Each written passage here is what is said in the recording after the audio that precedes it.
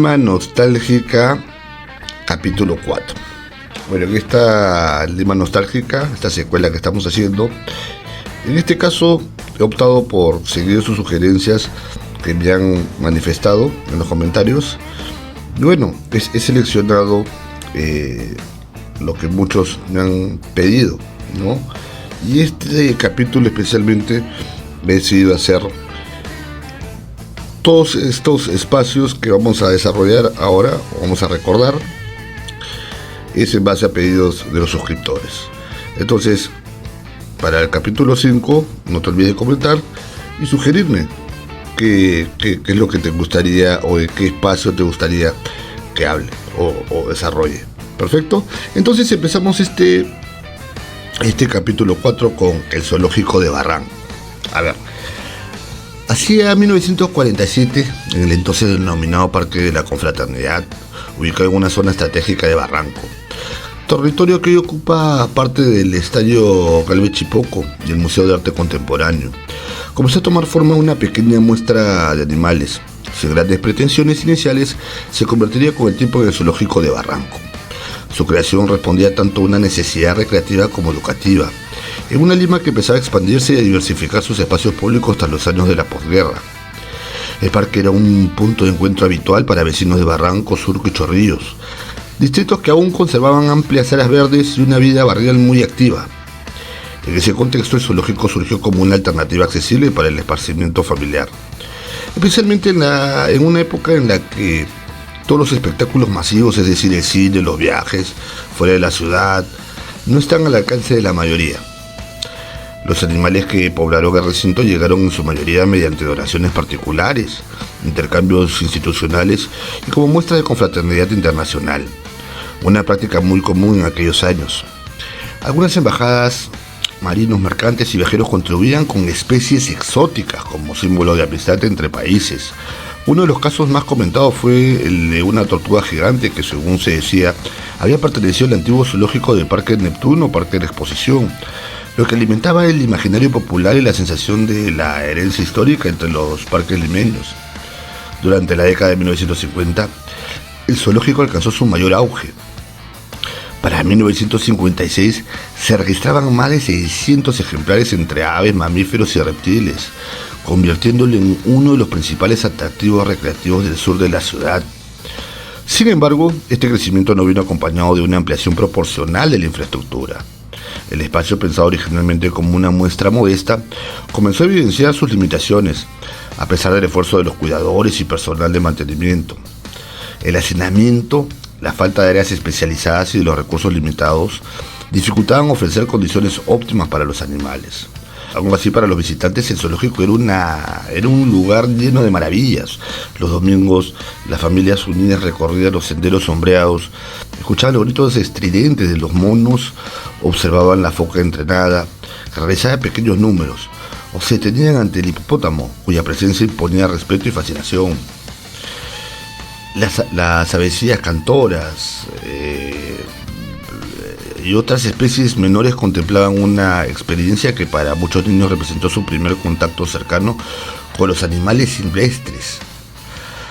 El entorno del parque ofrecía además otros atractivos como la recordada lagunita, donde se alquilaban los botes pedalones, el trencito infantil, cuyo pasaje costaba apenas 2 soles, y amplias áreas para el descanso y la merienda familiar. En ausencia de centros comerciales o parques temáticos, estos espacios cumplían un rol social fundamental, fortaleciendo la convivencia y el ocio colectivo. Finalmente, en 1970, ante las crecientes críticas por las condiciones del recinto y la necesidad de centralizar el manejo del zoológico de la ciudad, el zoológico de Barranco fue clausurado. Aproximadamente 250 animales fueron trasladados al Parque de las Leyendas, justamente, inaugurado pocos años antes con una visión más moderna, científica y conservacionista. El cierre significó el fin de una etapa, pero no borró el profundo vínculo emocional que el lugar había tejido con la comunidad.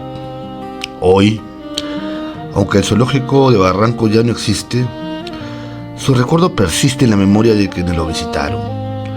Más que un espacio de exhibición animal, Fue un escenario de aprendizaje, asombro y vida familiar, sobre todo en unión familiar. Un reflejo de una Lima que buscaba crecer sin perder su carácter cercano y humano. Ahora que estamos con la temática de los zoológicos, vamos al Parque de las Leyendas. A ver, el 18 de diciembre de 1966, cuando aún no había sido inaugurado oficialmente el Parque de las Leyendas, ya se había ganado el corazón de Lima.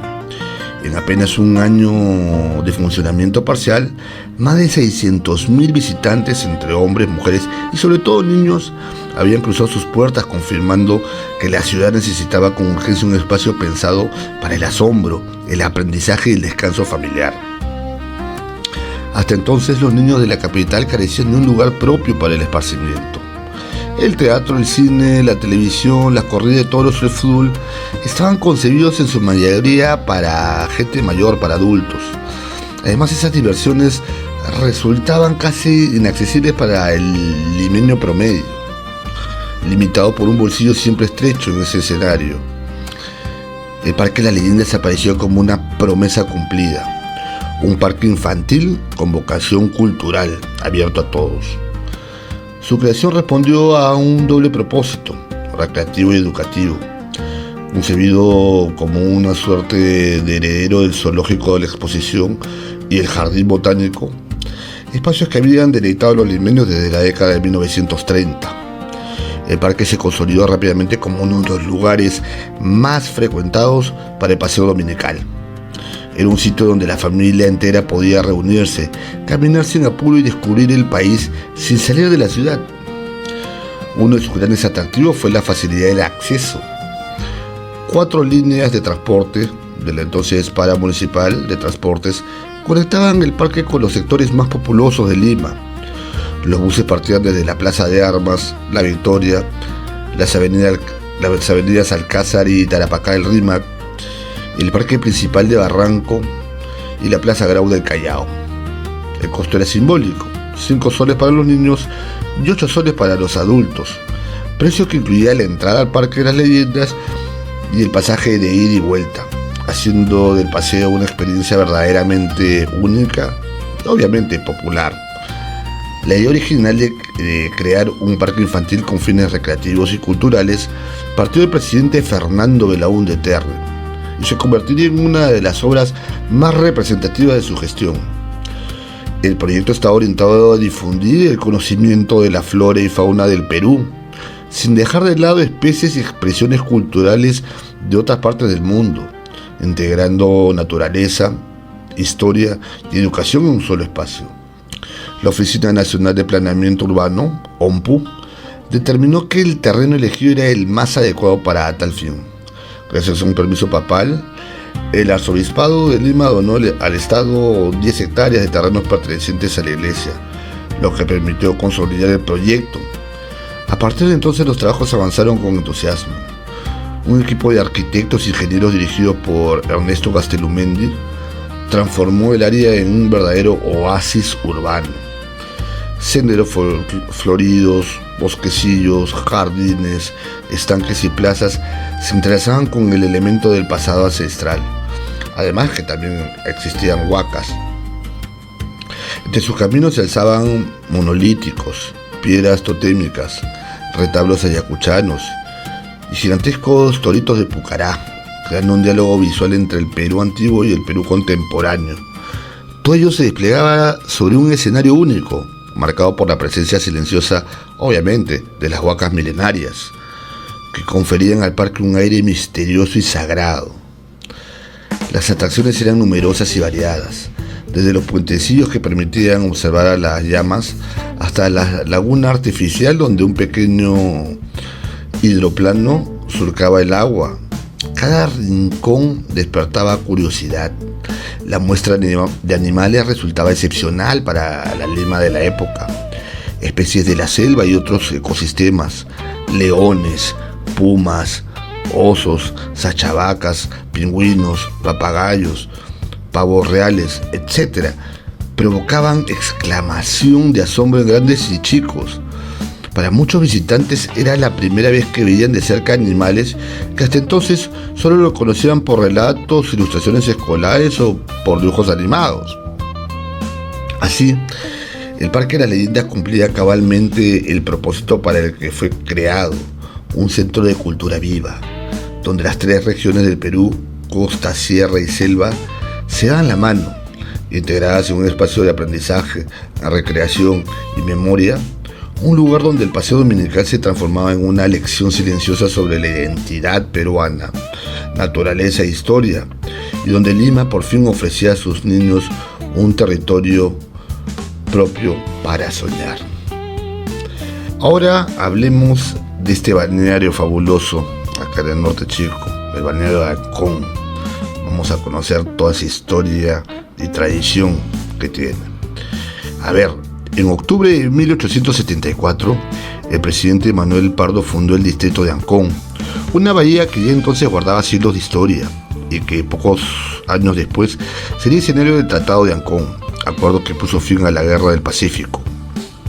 Con el tiempo, aquella antigua caleta de pescadores se transformaría en uno de los balnearios más emblemáticos y exclusivos de Lima, sin perder el vínculo profundo que une a sus habitantes con el mar. Como lo escribió Josefina Barrón Mifflin en Ancón toda la vida, la bahía vivió el tránsito desde una pequeña caleta de pescadores a fines del siglo XIX al balneario más famoso del Perú. Sin embargo, su historia se remonta mucho más atrás, en tiempos prehispánicos. Fue un importante centro urbano, como lo demuestran sus templos, viviendas, terrazas, rituales y la célebre necrópolis de Ancón, testimonio de una ocupación milenaria ligada al océano. Durante el virreinato, Ancón funcionó como puerto alterno al Callao y en la etapa independentista adquirió un papel simbólico. El 30 de octubre de 1820, José de San Martín desembarcó en la bahía, de donde partiría meses después hacia Lima para proclamar la independencia del Perú. Con la República llegó la modernización. En 1870 se construyó el ferrocarril y 4 años más tarde Ancón fue elevado al distrito con Pedro Telmo Larrañaga como su primer alcalde. Durante la Guerra del Pacífico volvió a ser un punto estratégico, tanto por el almacenamiento de material bélico como por ser el lugar donde el 20 de octubre de 1883 se firmó el tratado que puso fin al conflicto. El siglo XX marcó una nueva transformación, la reconstrucción del ferrocarril en 1911 y las obras urbanas posteriores, como el malecón diseñado por Alfredo Málaga Bressani y su reemplazo de madera por cemento en los años 30, prepararon el camino para el Ancón veraniego.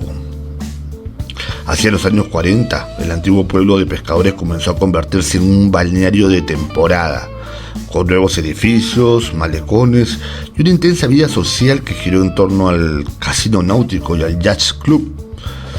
Hoy, como señala César Villarán, Ancón es el reflejo de su propia evolución, un lugar donde la historia, tradición y modernidad conviven, sostenidas por el afecto profundo de quienes lo llaman hogar, porque más allá de sus hitos y fechas, Ancón sigue siendo memoria viva, mar compartido y herencia emocional de generaciones enteras. El Ancón de antes vive en la memoria como un balneario profundamente tradicional, elegante y cercano a la vez.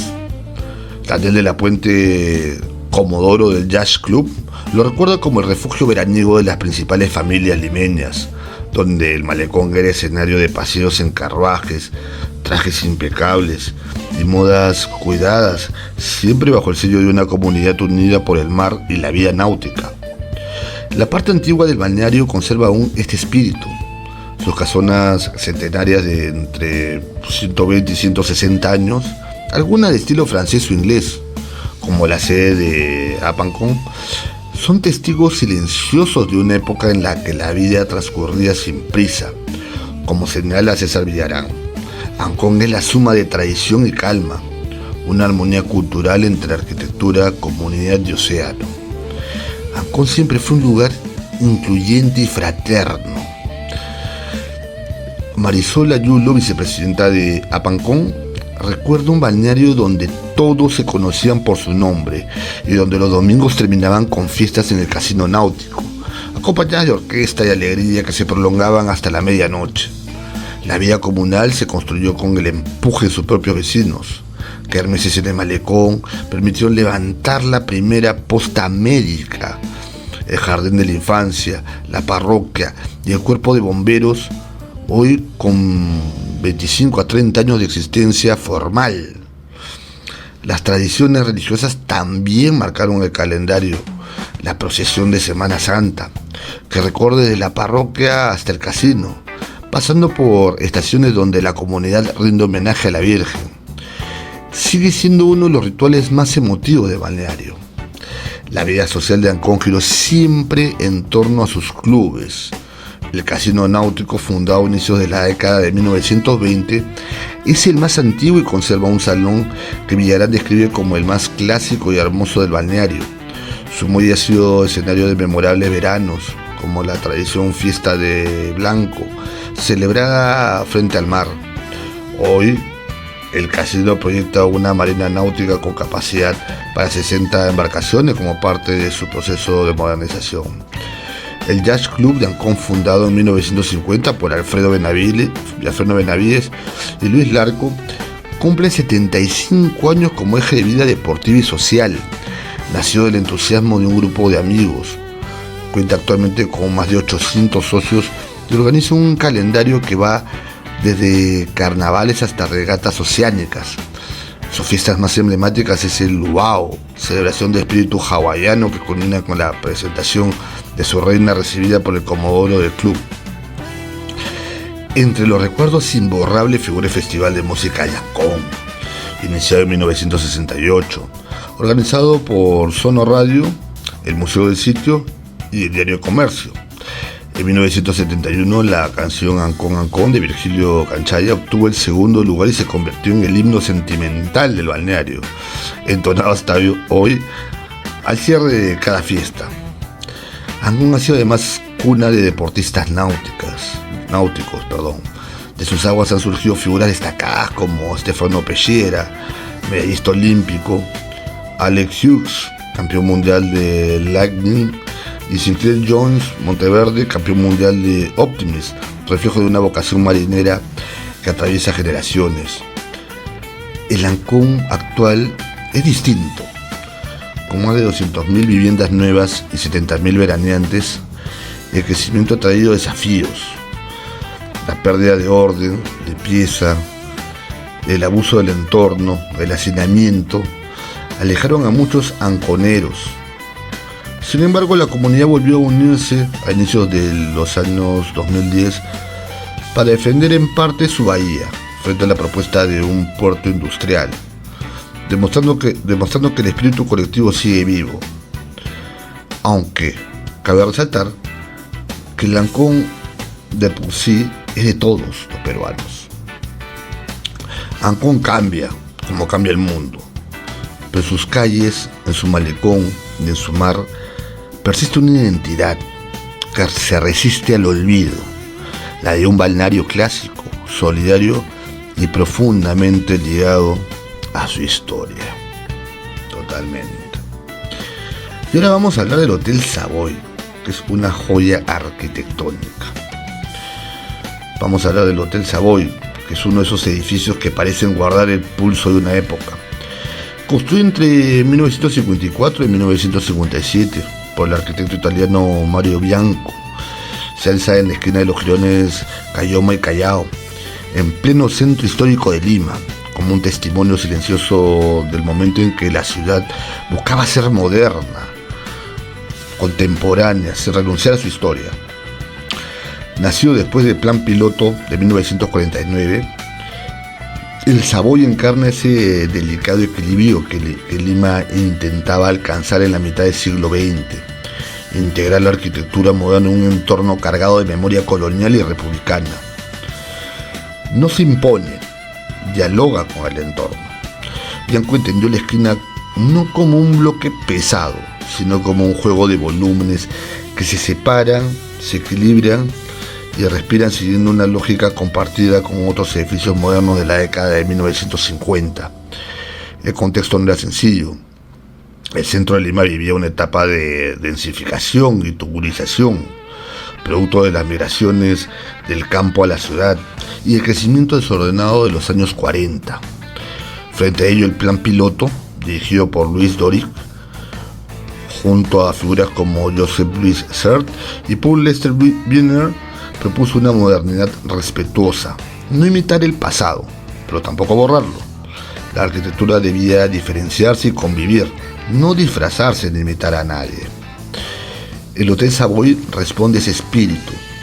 Su volumen de base, alineado con la escala peatonal de las calles angostas, alberga comercios y mantiene continuidad con las edificaciones vecinas de 2 pisos. Sobre él, el volumen vertical, suspendido sobre las columnas, al estilo de la planta libre de Le Corbusier, se separa y se aligera, como si flotara sobre la ciudad.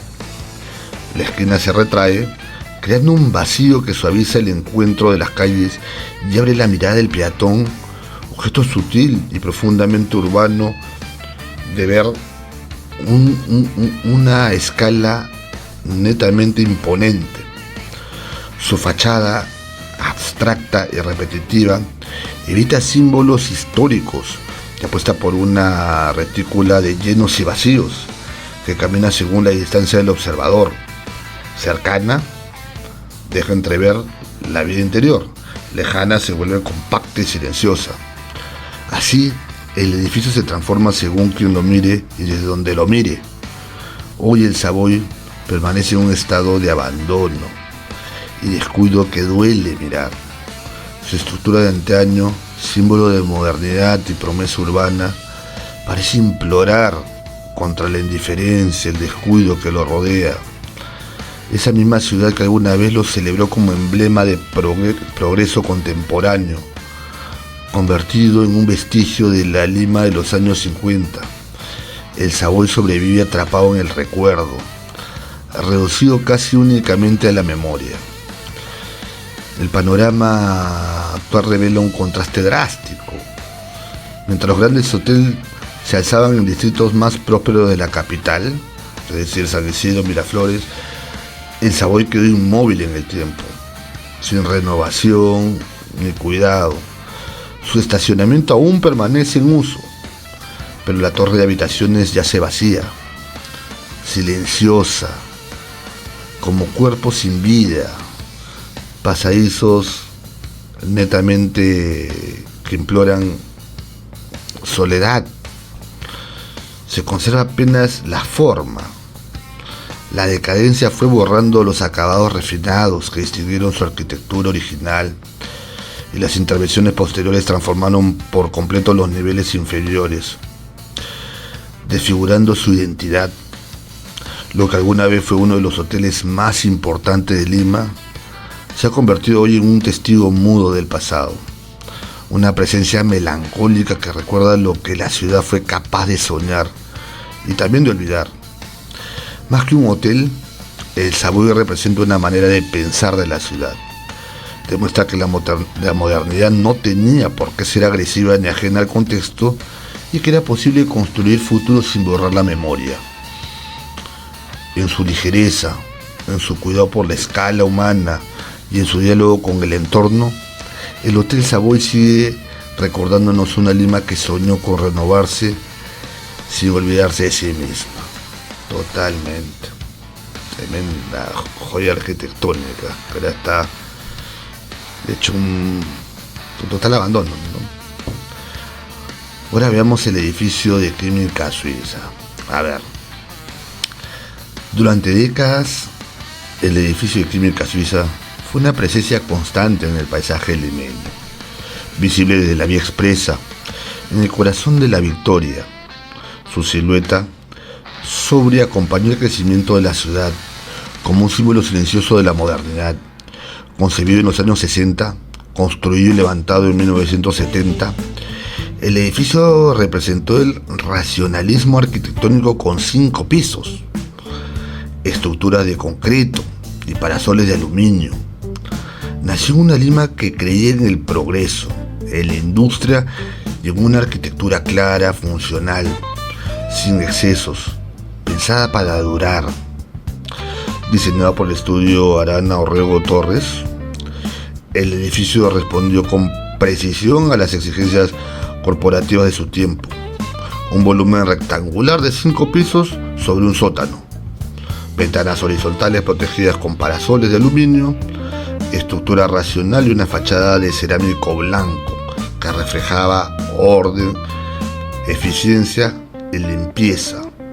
En su interior no solo funcionaban oficinas administrativas, sino también un laboratorio de IBM, emblema del avance tecnológico empresarial de la época. Todo en él hablaba del futuro. Hoy, más de medio siglo después, ese futuro ha cambiado de forma. El edificio deja de ser un referente visual para convertirse en el epicentro de una transformación radical. El terreno de 4.700 metros cuadrados, que alguna vez fue el corazón operativo de Química Suisse, empresa fundada en 1939 por Armando Gertz y los hermanos Piaget, ha pasado a manos de una desarrolladora inmobiliaria. En su lugar se proyecta una torre de 150 metros de altura, supuestamente la torre más alta de Lima, destinada a redefinir la vivienda vertical en Lima. La nueva edificación, con 45 niveles y 1.750 departamentos distribuidos en 3 fases, superará en alturas a todas las estructuras existentes del país, incluso la del Banco de la Nación y la Torre BBVA. Aunque en noticias actuales dicen de que el Grupo Intercorp parece que quiere comprarle el área del inmueble a ¿cómo se llama? A este grupo inmobiliario, que es Abril. Bueno, no quiero desligarme. Aún así, sin nombre oficial del proyecto, comenzará su comercialización en agosto, apuntando a inversionistas y jóvenes profesionales atraídos por un estilo de vida vertical cercano a los principales ejes financieros y de transporte de la capital, con una visión más de vanguardia o recurrente en este tiempo. Edificios de larga envergadura, de alta envergadura. Pero antes de que eso ocurra, entre junio y julio, el edificio, bueno, obviamente está en etapa de demolición. Su desaparición marcará el cierre de un capítulo importante de la arquitectura moderna corporativa limeña y del Perú. Una historia que nunca contó con protección patrimonial y que por ello pudo ser borrada con relativa facilidad, como ha pasado en estos capítulos de Lima Nostálgica, como ha pasado con otras edificaciones. No hay protección patrimonial. Química Suiza se prepara para desaparecer sin ceremonia. Quedará entonces solo el recuerdo, el de una Lima que soñó con modernizarse a través del orden, la razón, la industria, la pulcritud, donde hoy se alzará, entre comillas, el rascacielos más alto del Perú. Pero no nos olvidemos que alguna vez hubo un edificio que no buscó imponerse por su tamaño ni por el tema visual, sino servir y ser funcional, que acompañó silenciosamente al crecimiento de esta ciudad para muchas generaciones. En su caída no solo se pierde una estructura, sino una manera de entender el progreso. Hoy reemplazada por otra más alta, más densa, más veloz, pero quizás menos paciente con la memoria. Espero que te haya gustado este capítulo de Custodias. Justo fue lo que me sugirieron, me pidieron muchas personas. Lo he desarrollado, he tratado de buscar información en muchos, obviamente, en muchos medios, buscando bastante información en cuanto a imágenes y textos, y encabezar un resumen, algo, como se dice, nostálgico, pero queda claro justamente esta lema nostálgica de este capítulo 4 con el capítulo 3. Es muy cierto, no hay protección patrimonial, y eso es muy preocupante, porque ahora viene cualquier inmobiliaria y arrasa con cualquier patrimonio que es historia y legado para jóvenes generaciones y para el turismo, ¿no? Para el turismo en sí, ¿no? O sea, un país que es muy estricto en eso es Gran Bretaña o Inglaterra. Después de la Segunda Guerra cuida mucho su patrimonio. Pero bueno, no quiero extenderme demasiado. Espero que les haya gustado esta docuhistoria, compártanla y sugiéranme espacios que les traigan recuerdos, ¿no? Ahí en la casilla de comentarios, coméntenme qué recuerdo les trae cada uno de estos espacios y trataremos de desarrollarlo de acá a 10 a 15 días, ¿no? Para el deleite de la gente. Vamos a hacer un capítulo 5, 6 o 7, lo que ustedes, hasta donde me dé y ustedes me lo sugieran. Muchas gracias, acá dejo el código QR, suscríbanse, compártanlo y su like lo espero. Ya quiero ver en la casilla de comentarios sus comentarios. Muchas gracias y chau.